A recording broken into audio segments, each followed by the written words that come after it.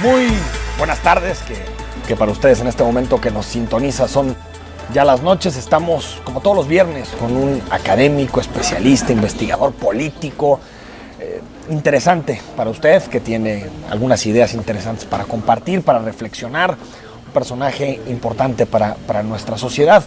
En este caso estamos con Eduardo González Velázquez, él es académico del Tecnológico de Monterrey, egresado de nuestras aulas de la Universidad de Guadalajara. Escuchamos su semblanza y comenzamos la conversación de esta noche. Eduardo González es un historiador, cronista y analista político. Cuenta con un doctorado en Ciencias Sociales con especialidad en Historia por el Centro de Investigaciones y Estudios Superiores en Antropología Social, además de maestro en Historia de México por el Centro de Estudios Históricos del Colegio de Michoacán y licenciado en Historia por la Universidad de Guadalajara. Profesor investigador de la Escuela de Humanidades y Ciencias Sociales del Instituto Tecnológico de Monterrey. También conferencista y congresista en diversos foros nacionales e internacionales, así como profesor invitado en las universidades norteamericanas de Tufts, Fletcher, Drake y Brigham Young. Miembro del Sistema Nacional de Investigadores Nivel 1, obtuvo el Premio Jalisco de Periodismo 2009 y 2007 en la categoría de reportaje escrito y crónica respectivamente. Cuenta con 30 publicaciones, entre artículos y capítulos de libros en México, Italia y Estados Unidos. Es autor de los libros Con todo y triques, Frontera Vertical y Ciudadanos a la mitad. También es articulista de los periódicos La Jornada Jalisco, La Jornada Michoacán y Monitor Nacional. Actualmente su línea de investigación es el fenómeno migratorio México-Estados Unidos. Estamos de regreso. Eduardo González, ¿cómo estás? ¿Qué tal, Enrique? Oye, gracias por recibirnos. Si quieres, descríbenos un poquito dónde estamos. Pues estamos en la terraza de la Biblioteca Central de aquí de Campus Guadalajara. Al fondo, aquí atrás de nosotros, está pues áreas de comida. Al fondo también por este lado, todas las áreas deportivas, las canchas, el gimnasio. Y a nuestra mano derecha, toda la zona de aulas. Y del otro lado de la biblioteca, pues se encuentra toda la parte de la preparatoria. Somos un campus que tiene 8,000 estudiantes en prepa, posgrados y licenciaturas. Aquí está, es el campus Guadalajara del Tecnológico de Monterrey. Es. Eduardo González, a ver, cuando uno revisa tu semblanza, lo que has hecho, eres historiador, estudiaste después tu doctorado en antropología con especialidad en historia, haces análisis político, incluso haces crónica en temas de migración. ¿Cuál es la etiqueta que más te define? ¿La del académico, la del activista, la del cronista? ¿Cuál es la que realmente dices, esta me va mejor? Bueno, yo siempre digo cuando me presento y cuando platico sobre estos temas que soy historiador de tiempo completo. Y para abordar la historia, pues uso algunas herramientas, una de ellas es precisamente la crónica. Y realizo pues trabajos de historia, tanto pues pudiéramos mencionar historia antigua, más lejana al presente. Durante 10 años la trabajé para temas que tenían que ver con Michoacán, la época colonial y el siglo XIX. Y en este momento pues hago trabajo de historia sobre migración, aunque también analizo procesos migratorios en el presente. Pero de todas maneras me parece que sigo muy marcado por mi formación como historiador, no solo en la licenciatura, sino en la maestría, que fue en Historia de México, y posteriormente mi doctorado con especialidad. La Historia de México la estudiaste en Michoacán. En el Colegio de Michoacán, en el Centro de Estudios Históricos. De Luis González y González y toda esa escuela, ¿no? Entonces, toda la escuela. Que supongo que es la que a ti te influyó más en tu formación académica. Desde luego, el trabajo que hice en Michoacán y toda esta formación en relación a lo que don Luis llamaba la microhistoria, todos estos estudios que se hacen desde la matria, sí, y no desde la patria, pues están muy presentes en mi trabajo. Precisamente creo que una de las caras que tienen los trabajos que yo realizo sobre migración es precisamente hacia ese enfoque, es decir, estas pequeñas historias de toda el fenómeno global, macro de la migración. Que de pronto quedan subsumidas en los números, ¿no? En las grandes corrientes migratorias. Las historias de niños, las historias de mujeres, de migrantes con rostro, con nombre, que me parece que es importante irlos pues rescatando, poniéndolo sobre la mesa, el análisis finalmente de este fenómeno y pues no perdernos en lo macro del fenómeno migratorio, tanto en México como en el... ¿Te tocó conocer a Luis González y González? Sí, por supuesto, fue mi maestro. Ah, sí, fue tu maestro, ¿y qué tal? Sí, bueno, pues decía don Luis, siempre que hablo de él, recuerdo mucho que él decía que el mejor lugar para enseñar y para aprender era la cafetería. ¿Ah, sí? En segundo lugar, la biblioteca, y si ya no había más, el salón de clases. Oye, te lo voy a recordar alguno de tus alumnos, te voy a decir, tú todo el tiempo nos llegas al salón de clases. Pero sí te tocó conocerlo, claro, tener relación. Sí, de hecho mi primer visita de campo, digamos, nuestra primer salida en el Colegio Michoacán en esa generación del 95 fue precisamente a conocer la Torre de Armida, la biblioteca de don Luis en San José de Gracia, donde nos recibió con la maestra Armida, nos hizo el recorrido por el pueblo, por su biblioteca y bueno, pues desde luego siempre presente en los coloquios y en algunas clases ahí en las aulas del Colegio Michoacán. Y después te fuiste a su doctorado al CIESAS, ¿no? Estuviste en el CIESAS. No hubo ahí una especie para ti como de quiebre, porque desde mi punto de vista son dos formaciones muy distintas, ¿no? La del Colegio de Michoacán, incluso de la Universidad de Guadalajara, y el CIESAS mucho más antropológica, mucho más con estas... No habrá alguno que dijera, oye, ¿qué hace un historiador por acá? Sí, de hecho, no se perdió. La idea que yo tenía de venirme precisamente a CIESAS era pues entrarle a una parcela que yo no conocía, que era precisamente la antropología y la... El trabajo de campo, también su método, ¿no? Así es, yo venía de trabajar pues por 10 años archivos históricos, y pues me interesaba mucho conocer estas nuevas herramientas y utilizarlas para el futuro trabajo académico que yo iba a realizar. De todas maneras, todo mi doctorado en CIESAS siguió estando centrado en un trabajo de archivo, porque seguí trabajando haciendas agustinas en Michoacán, y hasta después que salí de CIESAS, que me doctoré, fue que comencé a estudiar el fenómeno migratorio, a hacer análisis político, utilizando las herramientas de antropología y sociología que me enseñaron aquí en CIESAS. Pero sí, el método y el trabajo de campo lo tomaste del CIESAS, de ahí viene. Sí, hoy por hoy lo utilizo en demasía. Sí, me queda claro. El trabajo de campo aprendido en CIESAS. A ver, tú me recordarás algún otro texto, al menos 2 libros muy interesantes de crónica y también de trabajo de campo. Uno con Toy Tríquez, que aparte creo que te define mucho personalmente, porque hasta así se llama tu Twitter y todo. Y otro que se llama La Frontera Vertical, también que es una aproximación, sí de campo, pero también con cierta teoría detrás para entender el fenómeno migratorio. Es decir, tú lo que haces es, te subes, te vas con los migrantes sin problemas, vas a las comunidades, a los polleros. Esa es tu forma de acercarte al tema migratorio. A mí me parece que hay muchas formas de acercarse al tema. También es periodístico. Claro. También es periodístico. Desde luego. Y no hay, a mi entender, una mejor manera que otra. Yo creo que son técnicas y trabajos, metodologías que te ofrecen diferentes versiones del fenómeno. Y como bien mencionas, pues el trabajo que yo he ido realizando con la migración, pues tiene que ver con estar ahí. Creo que si me pudieran pedir que definiera mi metodología de trabajo con los migrantes, es la de estar ahí. Y pues no solo con Toy Tríquez, en Frontera Vertical, en Ciudadanos a la mitad. Ciudadanos a la mitad, cierto. Y el que está ya pues prácticamente por salir, ya está listo. En el horno. El de los mexicanos en Nueva York, pues es... ¿Cómo lo vas a titular ese? ¿O todavía no defines un título? Creo que se va a llamar Historias de Mexicanos desde Nueva York. Desde Nueva York. Ajá. Y son... ¿Del estado de Nueva York o la ciudad de Nueva York? La ciudad. Solo la ciudad, los 5 distritos. Y bueno, todo el trabajo que realizo con ellos es precisamente en los lugares, en las zonas de trabajo, en las zonas de cruce, en los barrios latinos en Estados Unidos, y creo que es una manera de aprender con H, de mejor forma, ¿verdad? De manera más cercana, y tocar ese latido de los mexicanos migrantes, tanto en México como en Estados Unidos. Ahora, el modelo de acercamiento a ese trabajo de campo tiene toda esta parte de las historias, de conocer a la gente que sufre realmente todos sus procesos políticos, sociales, culturales. Pero también tiene un riesgo que no tienen los números, que es que te guste demasiado el problema, que sentimentalmente te involucres con lo que significa ese problema, o incluso que de parte de las comunidades exista cierta desconfianza a la presencia de un externo que está analizando como si fuera un laboratorio ese problema social. ¿Cómo le haces para que no te sucedan ese tipo de cosas, para que no te involucres sentimental o emocionalmente con algo que estás investigando y que aparte la academia te exige una cierta neutralidad frente a estos procesos?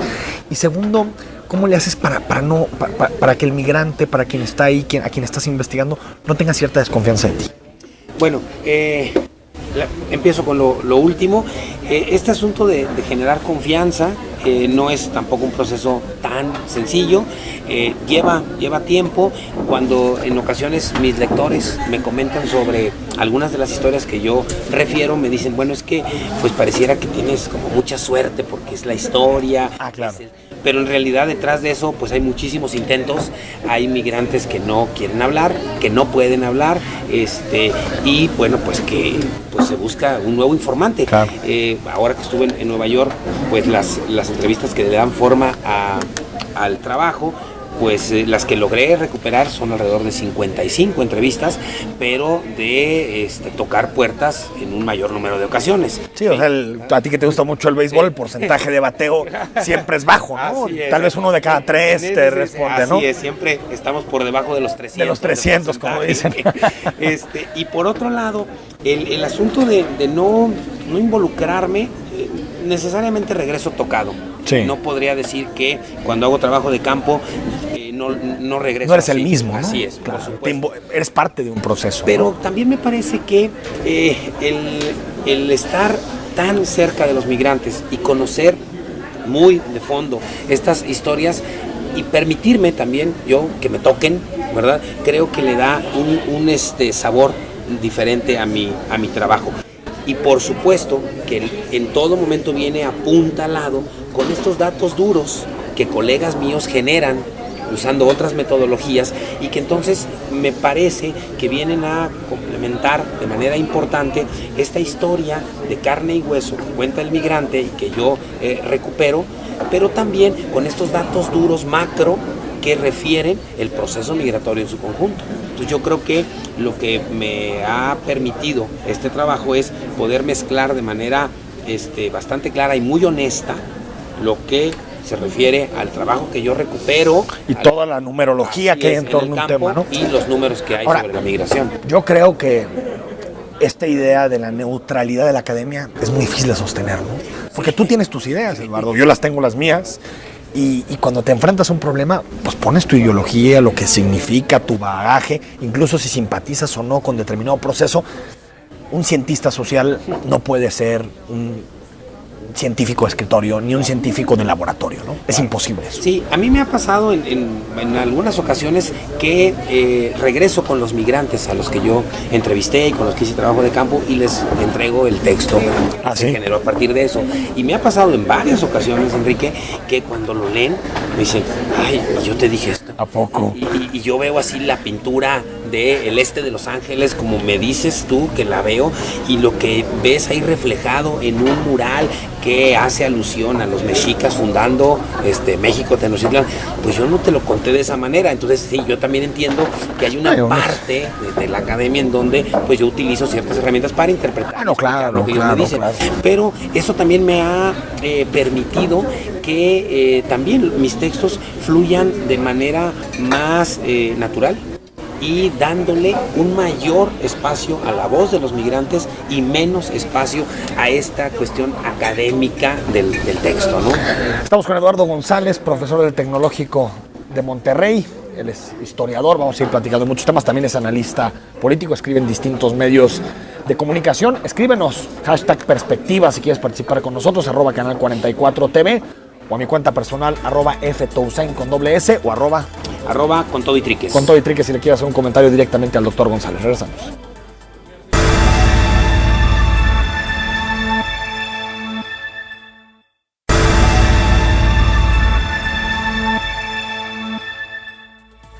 Estamos de regreso en Perspectivas, platicando esta noche con el doctor Eduardo González Velázquez, es académico del Tecnológico de Monterrey, historiador, tiene su doctorado en antropología con especialidad en historia, especialista en historia de México. Doctor González, sobre el asunto de la coyuntura política en nuestro país, viene 2018, que a ti te ha tocado vivir varias elecciones, 2000, lo que significó la transición, incluso la alternancia, el cambio de poderes a nivel legislativo en el 97, que la izquierda ganara la Ciudad de México, y parece que la elección de 2018 va a ser totalmente distinta al resto, ¿no? Porque, no sé si coincidas conmigo, pero parece que lo que está impugnado socialmente ya no es un partido político o ya no es simplemente un presidente de la República. Me parece que hay una impugnación al sistema de parte de una buena parte de la sociedad. ¿Crees que esto signifique un cambio radical del sistema de partidos? ¿Qué veremos a los independientes? ¿Es Morena la única forma o la única fórmula antisistema? ¿Cómo ves el panorama electoral del 18? Efectivamente, yo creo que sí hay un cuestionamiento muy fuerte al sistema político mexicano en general, que yo sigo afirmando que tenemos todavía un sistema político priista. Priista no porque el PRI gobierne necesariamente el PRI, ¿no? Sino en cuanto a sus prácticas y discursos, nuestro sistema político sigue siendo priista. Mimetizado, ¿no? Como que el sistema... Si gobierna el PRD o Morena o el PAN o el mismo PRI, las prácticas siguen siendo las mismas, con algunos matices, pero me parece que la gente por eso está cansada, está harta, a mí me parece, y no de un gobierno en particular. Y el Pacto de México por México ahí ayudó también a diluir esas diferencias. Así ¿no? es. Porque todos apostaban por el mismo proyecto, básicamente. Ajá, que finalmente hizo que la gente también, pues, se molestara un poco más de lo que ya estaba. Creo que el año que entra sí vamos a ver una elección con matices diferentes a lo que veníamos viendo en las anteriores, por varios elementos. Uno de ellos, desde luego, la cargada de independientes, que finalmente sigo pensando que se desinfla bastante el proceso de los independientes. Creo que los independientes, si podemos hablar de Pedro Kumamoto aquí en Jalisco, de Cloutier en Sinaloa o del Bronco en Nuevo León, finalmente creo que quedaron a deber. Yo creo que de manera global quedan a deber. O analizar uno por uno, tal vez. Sí, también, pero me parece que el fenómeno como independiente es la solución. Creo que no hay muchas panaceas que de pronto nos tragamos, ¿no? Sí. Que, bueno, es que la vía de partido está bloqueada, ahora todos los independientes... Ahora, en términos de nuestro sistema político, pues acceder a una presidencia de la República como independiente, creo que todavía no hay condiciones, y no por una... Así es el 1,000,000 de firmas y el dinero que se necesita. Una campaña presidencial en México es muy costosa, que un independiente difícilmente la puede sostener. Y también, por otro lado... Independiente con todo lo que significa ser independiente, sí, claro. Porque realmente, ¿quién puede recabar 1,000,000 de firmas en este país? Los partidos. Claro, ¿no? son los que tienen la estructura. O los grandes empresarios, ¿no? Pero... De ahí en fuera, no. Y por otro lado, sí creo que... por momentos me parece, Enrique, que se puede presentar una posibilidad similar a la que vimos en 1987, cuando el ingeniero Cuauhtémoc Cárdenas decide competir y finalmente no le permiten, rompe con el PRI. A mí me parece que el PRI en su momento perdió una oportunidad importante para oxigenarse, tanto como partido como dentro del sistema político. Creo que el año que entra se pudiera repetir algo similar, es decir, que el mismo sistema pudiese aflojar un poco y permitir que un proyecto de nación no tan diferente, tan radical como se pudiese pensar, como puede ser el de Morena y Andrés Manuel, llegara, ¿verdad?, pensando en que se pueda oxigenar a la sociedad y al mismo sistema político. ¿Pero no crees, Eduardo González? Cosa que no se permitió en el 87. No, porque aparte creo que en ese momento la forma en que se estructuraban las elecciones, la estructura territorial del PRI, e incluso el papel de Bartlett y todo lo que significó el 88, tenía más agarrado, ¿no? Los siglos. Sí, por no había una prensa tan libre, no había una ciudadanía tan activa, no existen las redes sociales que ahorita pues te encuadran lo que sea, ¿no? Cualquier tipo de fraude. Pero me parece, por cómo se está estructurando la elección de 2018, que incluso las élites económicas que están enojadas con el PRI, están enojadas, ya sea por lo que me digas, por corrupción, por impuestos, por lo que me digas. Creo que su proyecto en 2018 es el Frente. Es el famoso Frente Ciudadano que está uniendo a PRD, PAN, Movimiento Ciudadano, que dicen, no queremos al PRI, porque ya en este momento no gana una elección, pero pues una especie como de cambio, o que sean gente distinta, Ricardo Anaya, pero que al mismo tiempo las estructuras, los proyectos, lo que está detrás, se mantenga casi igual, porque pues díganme una diferencia de fondo entre el proyecto del Frente y la política económica de Peña Nieto, o la política de seguridad, o de combate a la corrupción. Me parece que la apuesta de las élites para reestructurar el sistema es el Frente. Que precisamente... Ya que no encontraron el Macron. Sí. Guadalupe Loaesa sí lo encontró el Macron, pero el resto no encontramos al Macron. Pero precisamente, Enrique, creo que ese es un asunto que puede anclarse en esta reflexión que te hacía del sistema político priista. Sí. Es decir, se seguirían más o menos las mismas prácticas. Pero un poquito lavadita la cara, ¿no? Así como con este frente que sí me parece que no podemos llamarle frente como tal, sino una coalición de partidos, que es un frente que no creo que sea por México, sino por los frentistas. Y aparte por la cúpula de sus partidos, que se pusieron de acuerdo, ¿no? Entonces yo sí sigo pensando que por lo menos el año que entra, aunque con un 25-27% de votos en la bolsa, el PRI se pudiese mantener en la, tú no lo ves muerto. En la presidencia. Yo creo que si el PRI logra tener entre 27, 28 puntos porcentuales, con fragmentación, así es, con una fragmentación a 3 o a 4 partes, con un candidato independiente por ahí que quite más puntos, creo que el PRI no estaría tampoco que es el modelo del Mazo, ¿no? Así el modelo del Mazo en el Estado de México.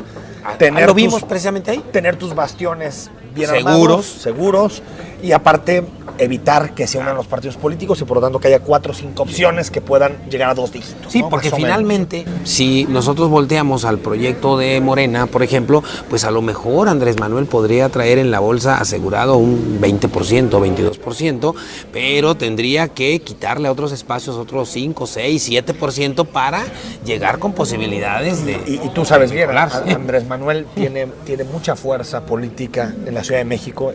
La Ciudad de México no fue perredista, era López Obradorista, o sea, y eso quedó claro en 2015 en la elección intermedia, como Morena arrasa con las delegaciones.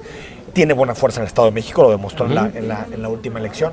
Y del centro para el sur creo que pesa en muchos lugares, ¿no? Chiapas, Guerrero, Oaxaca, incluso la península de Yucatán, pero está ausente de muchas ciudades como esta, Guadalajara, Monterrey, Tijuana, León, Aguascalientes, Puebla, que al final tú sabes, Eduardo, que el voto urbano termina decidiendo mucho en este país. Sí, finalmente creo que si mencionamos el voto urbano, podemos utilizarlo para explicar el ascenso al poder del PAN. El PAN, antes de llegar a la presidencia, pues fue ganando capitales. ¿Sí? Y a partir de los finales de los años 80 el PAN se empezó a colar en capitales de estados, hasta que finalmente logró. Así es. Sí, porque los cambios siempre salen de las ciudades. Es muy difícil llegar a estos lugares de poder solamente con el voto rural. Ahora, tú como historiador decías, me parece que el PRI puede vivir una coyuntura muy parecida a la del 87, cuando Cuauhtémoc se va, es decir, que hay una ruptura en el PRI. Y coincido contigo, hay una tensión interna que a veces la verticalidad del PRI, la obediencia del PRI no la deja ver con tanta claridad, pero pues está la parte nacionalista revolucionaria que no le gustaría que hubiera un Nido, un Nuño como candidatos, y está la parte tecnócrata que no le gustaría que hubiera un Narro o alguien de eso, ¿no? Está clara esa división. Pero para el resto del sistema de partidos y para el resto de la sociedad mexicana, ¿no te parece que asistimos a 2018 con algo muy parecido al 94? Es decir, un sistema colapsado. Es decir, que no solo hay una impugnación, como decíamos, a todos los partidos, sino también a todo lo que significa poder, también medios. Es decir, desde mi punto de vista, esta coyuntura se parece mucho a la del 94. Pero fíjate, y eso yo era muy chavo, una de esas, es más bien lo que he leído, ¿no? Pero fíjate, en el 94 no dejó de llamarme la atención en esa elección que veníamos de un crecimiento importante del PRD. Sí. Veníamos de un crecimiento importante también del proyecto del ingeniero Cárdenas. Sí. Veníamos de una ruptura, ¿sí? También del PRI, ¿no? del PRI. Estaba presente el Ejército Zapatista de Liberación Nacional. Un año antes habían asesinado al cardenal Juan Jesús Posadas Ocampo. Había todos estos problemas que se presentaban. Parecía una crisis de régimen. Así es. Sí. Y finalmente, Zedillo, pues prácticamente se elige como el candidato priista que mayor número de votos ha recibido en toda la historia. Es decir, fíjate que es una conclusión que dices, pues pones todos los acontecimientos y no parece que va a acabar así es. Y finalmente, cuando Ernesto Zedillo sale triunfador, pues nos damos cuenta que el PRI está tan desgastado que es imposible que se desgaste más. Sí. Y que al no desgastarse más... Están los huesitos. Puedes seguir. O sea, yo tampoco daría... O sea, ¿crees que esté buscando su Zedillo? Porque ahí está Mid, que parece de perfil Zedillo, ¿no? Tecnócrata, economista, de ese tipo de ideas. Además, amigo de en varios partidos. Sí, el PRIAN. Ajá, el famoso PRIAN, que era también un poco lo que le pasó a Zedillo, que era bien recibido en otros espacios, no solamente en el PRI, ¿sí? Entonces, me parece que si bien sí puede tener ciertas similitudes al 94 en términos de desgaste, pues también habría que poner en la balanza el resultado del 94. Cuando gana Zedillo, pues, ¿cómo es posible que el país estaba cayendo a pedazos en el 94? Y yo no era tan chico. Incluso, Eduardo, en el 91, en la elección, pues fue una mayoría absoluta que le entregaron a Salinas tremendo. O sea, buena parte de la sociedad mexicana compró el discurso modernizador, liberal. El PRD perdió en Chiapas y perdió en Michoacán en el 91. Como parecía que tenía todo para... Así es. Y cuando aparecen los magnicidios y aparece el EZLN, pues ya era... como poner sobre la mesa las bases para que eso ya no se repitiera. ¿Qué diferencia, no? En el 94, el STLN levantado. En 2018 el STLN en la boleta. Sí. No, digo, a mí me parece que eso está bien en la democracia. Sí, no, claro. Que al final existan cauces institucionales para que cierto descontento se manifieste. Pero qué diferencia, ¿no? 24 años después del levantamiento a estar en la boleta. Estamos en Perspectivas, escríbenos, #Perspectivas, participa de esta conversación con el doctor Eduardo González o a cualquiera de las cuentas institucionales que están apareciendo en pantalla. Regresamos para seguir platicando estos temas.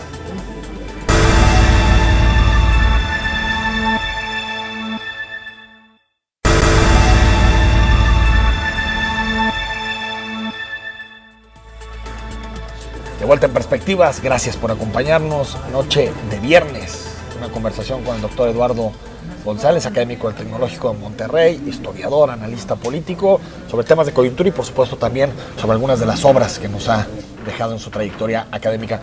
Eduardo, tú eres profesor, eres académico, tienes muchos grupos aquí en el Tecnológico de Monterrey, das clases de historia, hasta ciudadanía, democracia, contextos políticos. 14 millones de jóvenes tendrán la posibilidad de votar por primera vez en esta elección de 2018. Siempre habíamos hablado de esta generación millennial, de su apatía, de que no se involucra en los temas públicos, hiperindividualista, que le interesa su teléfono, su computadora y un poco más que eso.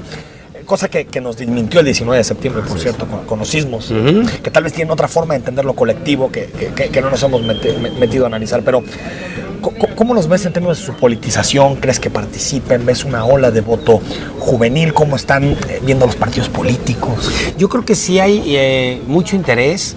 Yo creo que la sociedad en general en México es una sociedad que va teniendo cada vez más nivel de conciencia histórica, política y social, sin que esto signifique que no nos hace falta tener todavía un mayor nivel.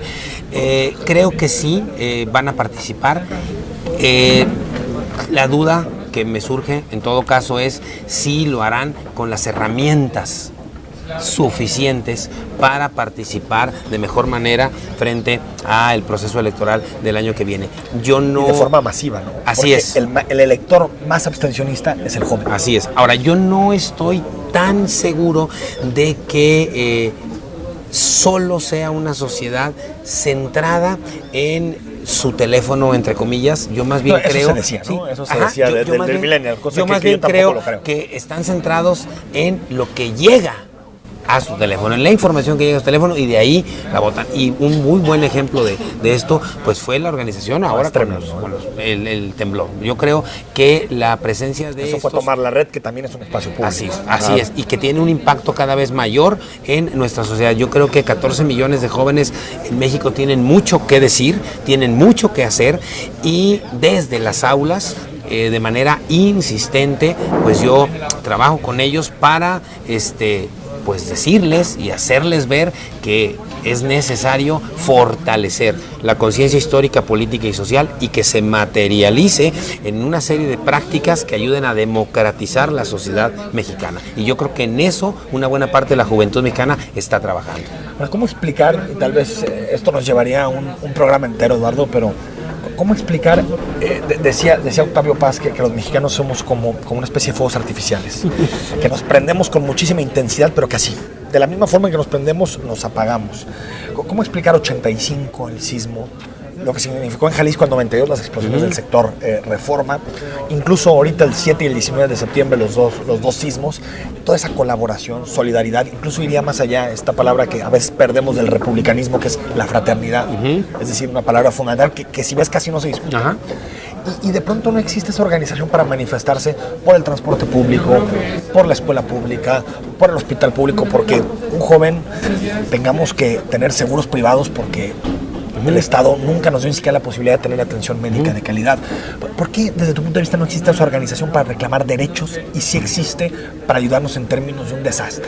Sí, yo creo que una buena parte de la población en general, joven y no joven, no tiene la conciencia de los derechos que debería de utilizar por parte del Estado. Y caemos en una normalización de comprar medicina privada, comprar educación privada, ¿no? Comprar seguridad privada, porque pareciera que el Estado pues no me lo va a dar. Y además hay voces que dicen, pues también no tendría por qué dártelo. Y entonces aquí la respuesta o la reflexión es, ¿y entonces qué hacen con los impuestos que pagamos todos los días? ¿No? Sí, porque entonces se vuelve un pago de impuestos doble. Habría gente que solo le gustaría que metieran a las calles. Claro. Y no a derechos. O sea, pago impuestos y por otro lado tengo que pagar educación, tengo que pagar salud, tengo que pagar seguridad, tengo que pagar medicina. Sí. Pues a mí me parece que la sociedad está inmersa en una dinámica en la cual ni siquiera se es consciente de los derechos que tenemos como comunidad y que entonces al no estar inmersos en esta dinámica, en este conocimiento, pues nos lleva a que solamente actuamos en momentos coyunturales, en una crisis, en un desastre natural, sí salimos a las calles, sí ayudamos al de al lado, pero una vez que termina esa crisis o ese momento, esa coyuntura, nos alejamos, incluso cuando la sociedad, una parte de la sociedad, a mí esto que te voy a comentar me parece que es fundamental que podamos romper. Cuando una parte de la sociedad sale y demanda un derecho al gobierno, lo que a mí más me llama la atención es que al primero que debe de convencer de ese derecho es a otra parte de la sociedad que le está diciendo no te manifiestes, no le exijas. Entonces cuando llega con el gobierno ya llega debilitado. Completamente. ¿Sí? Entonces yo creo que aquí el asunto es que la misma sociedad se dé cuenta que tenemos que exigir a un ente común. Claro, pero ese es el discurso, Eduardo, del viejo régimen.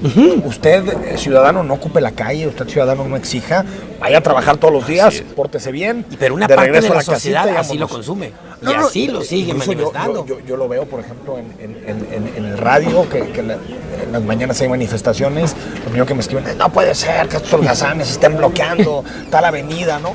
Sin ni siquiera entrar al debate sobre la legitimidad de la exigencia, ¿no? Claro. Por supuesto que yo hay veces que creo que hay algunas exigencias muy particularistas que dices, hijo, man. Pero, por ejemplo, 22 de abril del 92, los damnificados, 6 años sin recibir su apoyo. Sí. 6 años. Sí. Y decía nuestro amigo y colega Ricardo Salazar, decía a través de Twitter, ¿cómo sabemos que a los damnificados del 2017 no les va a pasar lo mismo que del 92? Claro. Y en vez de decir como sociedad, oye, esto es una causa justa, decimos que no tomen la calle. Durante años los damnificados del 85, durante años vivieron en casas de campaña, en camellones en la Ciudad de México, porque no se les daba lo que estaban pidiendo. Es que a veces me pienso que tenemos una cultura más de la dádiva y el altruismo que de los derechos. Y una cultura de que cambie la estructura. Le pedimos a los partidos que donen su dinero. No tienen por qué donar, no son Cáritas. Es que el asunto no es de donar, sea desde un partido político o desde la sociedad, sino el asunto es cambiar la estructura para que se genere un reparto equitativo de los recursos y las oportunidades a la sociedad. No es un asunto de dar, porque además como sociedad no podemos estar dando toda la vida. Es decir, se vuelca la sociedad ante una catástrofe como la que vimos, pero no puede estar donando todos los días. En algún momento la donación va a terminar. Y es cuando las estructuras del Estado y los recursos nacionales deberían de entrar para solucionar ese problema. Y no lo van a hacer, estoy seguro. Sí. Y también, Eduardo, creo que hay que hemos comprado una idiosincrasia de lo privado, ¿no?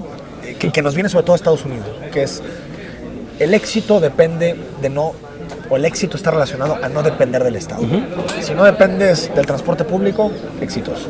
Si no dependes de la escuela pública, exitoso. Si no dependes de la medicina. Es decir, también es una construcción que vemos todos los días, ¿no? Sí. De la seguridad pública. Pues tienes que poner tu caseta afuera. Ahorita que mencionas esto, estoy recordando una de las primeras frases de Vicente Fox en su primer gira que hizo por Centroamérica, ya como presidente, donde dijo: mi gobierno es de y para empresarios.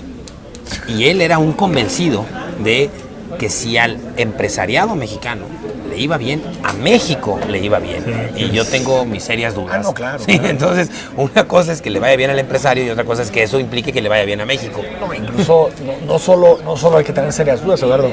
Los datos dicen lo contrario. Fíjate, de que terminó la crisis en 2000, bueno, no que terminó, pero de que salimos del año más fuerte de la crisis de 2009, estamos 2010 a la fecha, lo que se llama las ganancias de capital han crecido 12% en el país, el salario menos 4%. Ahí está claro, o sea, dinero está generando. Claro. El problema es que no llega a los trabajadores. Seguimos siendo en México no un país pobre, sino un país altamente desigual. Hay que recordar simplemente que a principios prácticamente del siglo XIX, el barón de Humboldt decía que no había estado en ninguna territorialidad en el mundo con mayores niveles de desigualdad como la de México. 200 años o poco más después de lo que dijo, pues si lo trajéramos de nuevo, pues se volvía a morir. Sí, ¿sabes qué? El problema es que ahorita la desigualdad parece que es por mérito. Es que eso es lo que ha logrado el capitalismo como construcción cultural, que es decirte, tú eres rico porque te lo ganaste. Entonces eso alivia a una persona. Dice, no soy injusto. Sí, se cuentan unas historias de consuelo frente a eso. Y el pobre dice, pues es que no soy lo suficiente, ¿no? No hay condiciones para salir de ahí. Tú educas en estas aulas, Eduardo González, a la élite, ¿no? que tomará decisiones, que estará en la empresa o que estará en algún momento en gobierno, en sociedad. ¿Cómo los notas? ¿Cómo los ves más conscientes de estos retos? Sí, dentro del Tecnológico de Monterrey pues hay una fuerte línea de enseñanza y de pensamiento que tiene que ver con el trabajo social, con el poder humanizar con mayor profundidad a nuestros estudiantes para que finalmente cuando salgan de estas aulas pues se den cuenta de que efectivamente como pertenecen la gran mayoría de ellos a grupos de élite, pues la responsabilidad social que tienen frente a la comunidad pues es muy grande, ¿sí? Yo no diría que es mayor que otro grupo social, pero sí creo que es muy grande y que en ese sentido la educación que estamos pues llevando a cabo dentro de las aulas del Tecnológico de Monterrey, pues apunta, tiene que ver, abona a que nuestros estudiantes se den cuenta que es necesario trabajar por la comunidad a la cual pertenecen ellos, es decir, no trabajo en la comunidad y no trabajo por mí, no,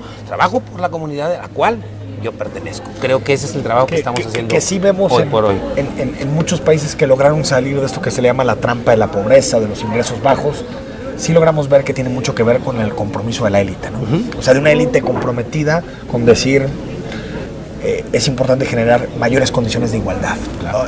Incluso ni siquiera por justicia social, por el simple hecho de combatir problemas como la inseguridad, de combatir problemas como la pobreza. Es decir, me parece que algo que sí nos deja la historia es que la élite es muy importante para los cambios. Sí. ¿No? Y finalmente, si estos grupos que forman la élite mexicana. Y élite entendida no de forma peyorativa, ¿no? O sea, entendida como los que tuvimos, yo también lo tuve, los que tuvimos posibilidad de estudiar, los que tuvimos posibilidad de tener una vida cómoda. Porque si eso no lo reflexionas, pues terminas como la serpiente, ¿no? Mordiéndote la cola, se cierra el ciclo y entonces un montón de espacios en los que tú puedes como élite generar condiciones para que también tú tengas mayor seguridad, no se da, y entonces, como bien mencionas, no solamente la delincuencia, no solamente la fragilidad de nuestro mercado interno, que termina por pegarle a los productores, ¿sí? A los empresarios, Si a alguien le conviene que la gente tenga dinero para comprar,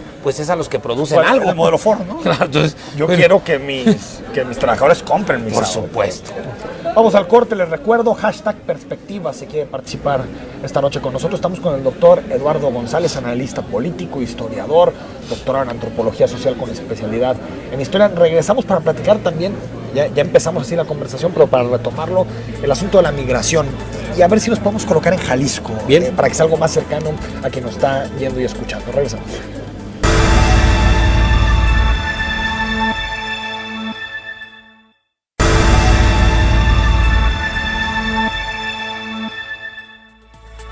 Estamos de vuelta en Perspectivas. Gracias por estar con nosotros. Noche de viernes con el doctor Eduardo González. La migración ha sido tu pasión. Te has desenvuelto en este tema, Eduardo.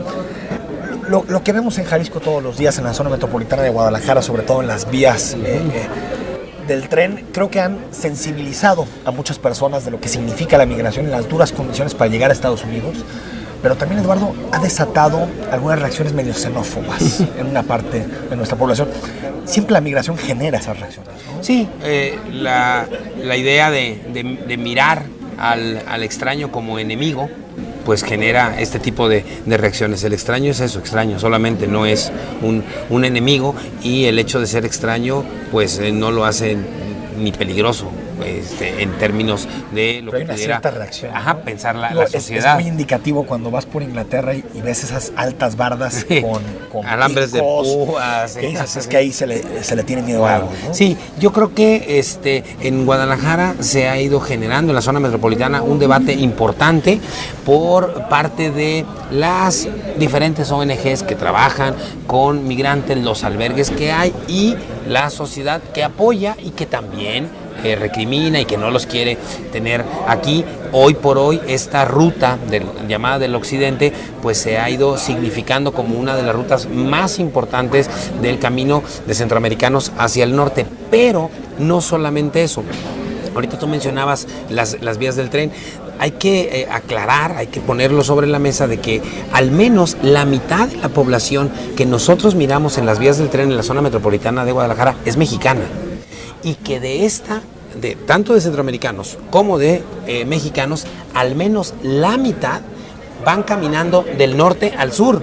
Es decir, ya ni siquiera van camino a Estados Unidos. Están regresando. Es gente que se fue deportada o se autodeportó. Entonces, cuando la gente aquí en la zona metropolitana ubica a un migrante en las vías y luego te dice... Es que era mexicano. Es que es mexicano. Sí, es que es mexicano. Es que la mitad son mexicanos. Y eso no le quita ninguna condición de migrante. Así es, la mitad es mexicano y la mitad vienen ya hacia porque hacia mucha el sur. gente se queja de eso. Es que hablé con ellos y no tienen acento, son de O aquí. me dijo que era de Michoacán. Pues sí, ya va deportado, ¿no? Entonces Jalisco, además, sigue siendo pues un estado de migración histórica, ¿sí? Y que ahora con esta dinámica que se presenta en la zona metropolitana pues cobra mayor relevancia, ¿no? Tenemos también una población importante de deportados, de autodeportados, que necesariamente será un reto a vencer, a superar por parte de las autoridades del Estado, porque habrá que darles condiciones para acceder a salud, educación, empleo, claro. Vivienda, y que si nosotros reflexionamos, decimos, bueno, si a estas condiciones tampoco todos los jaliscienses acceden, ¿cómo le hará el gobierno para que los que vienen de Estados Unidos lo puedan hacer? Pero nos falta conciencia sobre el tema, porque somos un estado de migrantes. Sí, finalmente creo que México como país es lo que yo llamo un país de migrantes por 5 vías, por lo menos. Es decir, los centroamericanos que cruzan por nuestro país para llegar a Estados Unidos, los mexicanos que se van, los deportados o autodeportados, los estadounidenses que viven aquí.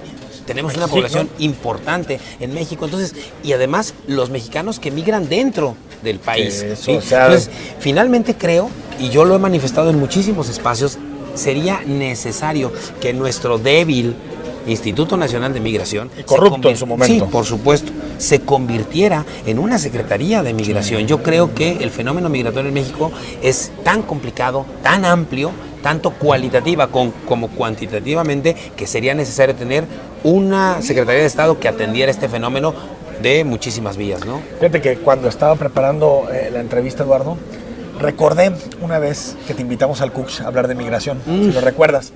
sobre y el debate seguridad. era migración y seguridad nacional. Y me acuerdo que un profesor al que le mando un saludo, Abelardo Rodríguez, decía que tiene una visión aparte muy realista de la seguridad nacional, muy de armas y ejércitos. Decía, es que la migración no es un tema de seguridad nacional. Yo no sé si piensa lo mismo hoy.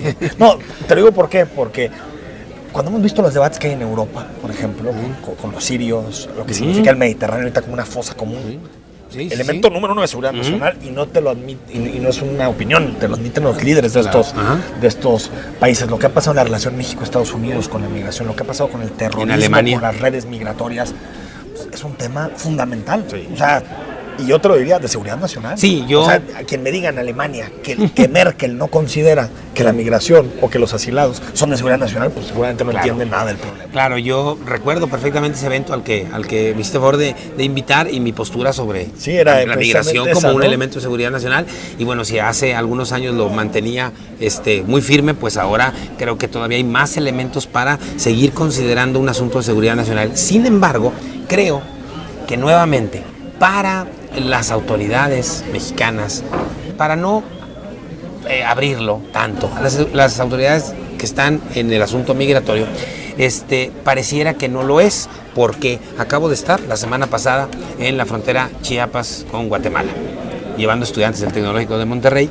Y bueno, pues pudieron constatar de manera muy clara los niveles tan altos de porosidad que tiene nuestra frontera. Entra y sale. ¿Te pasaste tú? Sí, lo que entra y lo que quiera entrar y salir, lo hace. Entra gente, sale, armas, alimentos, medicinas, papeles, migrantes. O sea, no hay un mínimo control de nuestra frontera sur. ¿Y es por corrupción o por simple omisión de la autoridad? Yo creo que serían las dos. O sea, en algunos espacios donde está la autoridad, por corrupción, pero hay otros espacios donde estuvimos nosotros, donde no hay ni siquiera autoridad, no hay nadie. Nada. O sea, nada, absolutamente nada. Es el monte, ¿sí?, para entrar a Guatemala o para salir de Guatemala. Que ojalá si fuera siempre, ¿no? Sí, por supuesto. O sea, digo, que las fronteras estuvieran abiertas y todo, pero es lo que contrasta, ¿no? Así el discurso del gobierno mexicano, que sí creo, Eduardo, en territorio nacional se aprieta, ¿no? Sí, o sea, una vez que pasas esa frontera. Los migrantes me lo han dicho, entrar a México es lo más fácil que hay.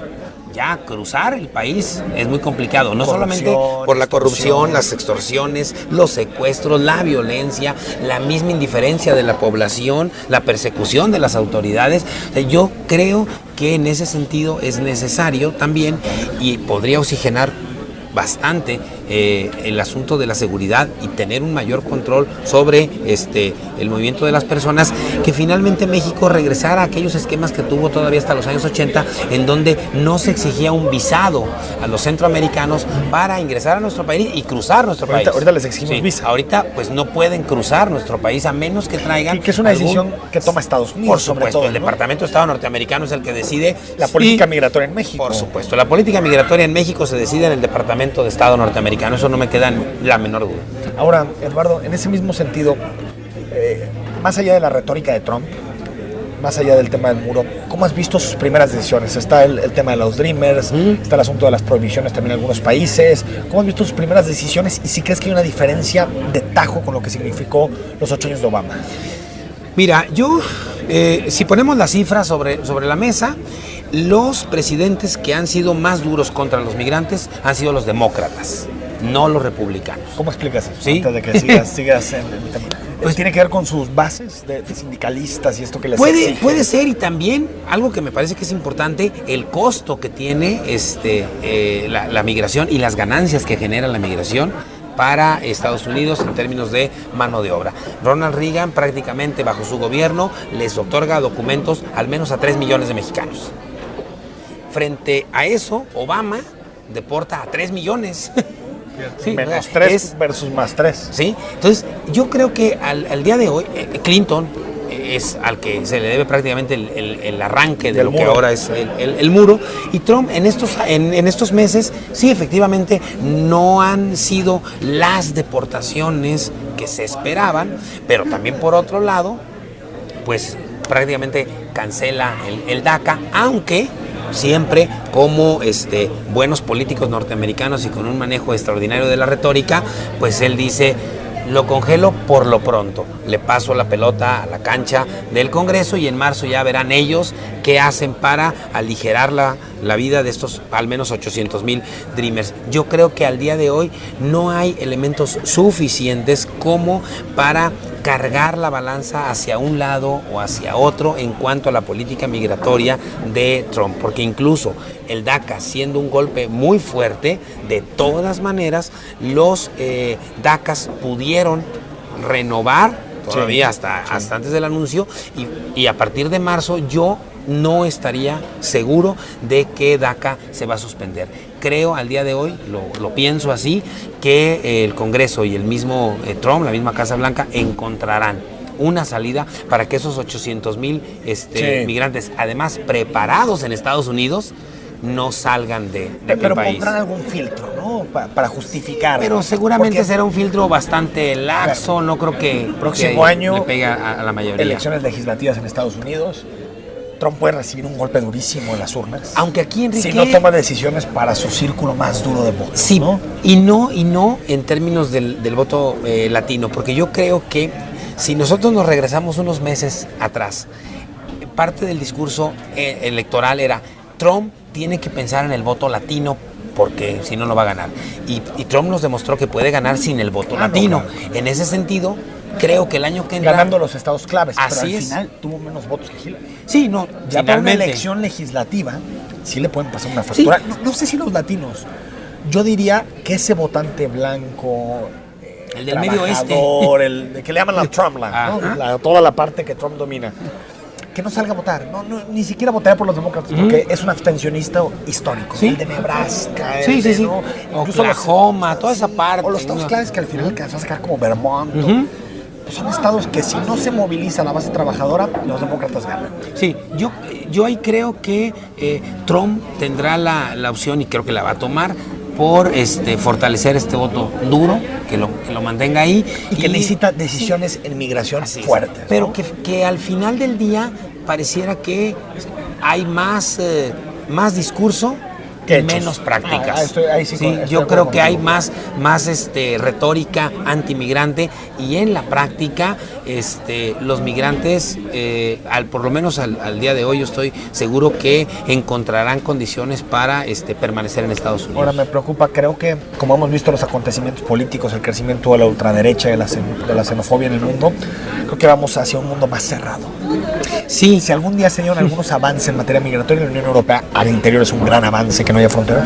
No sé, como que siento que vamos a un mundo refugio, otra vez de naciones. Sí, si nosotros regresamos a aquellas reflexiones que apuntalaban la naciente globalización a principios de los años 90, finales de los 80, principios de los 90, donde decían el mundo va a ser un mundo sin fronteras, va a ser un mundo sin bloques, pues hoy lo que tenemos es un mundo en bloques y un mundo con fronteras cada vez más fortalecidas. Yo creo que este discurso con el que estuvieron vendiendo no solo el neoliberalismo, sino la misma globalización, al final de los años en los que estamos ahorita colocados, creo que no corresponde la realidad que tenemos con la narrativa que escuchamos hace algunas décadas. Es el fin de los sueños, ¿no? Es el liberal de personas, mercancías, pero es que también el capitalismo entendió que puede perfectamente abrir fronteras para bienes, para servicios, ahora, no para personas. Así es, que aquí también me parece que hay una gran contradicción, porque yo sigo pensando que la principal mercancía del capitalismo es la mano de obra. Sí. Y si la mano de obra no puede moverse de manera libre, pues es un acto de contradicción al interior del sistema capitalista. Nos dejas un tema para otro programa. Eduardo, gracias. No, al contrario, gracias a ti, un saludo. Nos vamos, gracias por habernos acompañado esta semana en Perspectivas, lunes a las 9.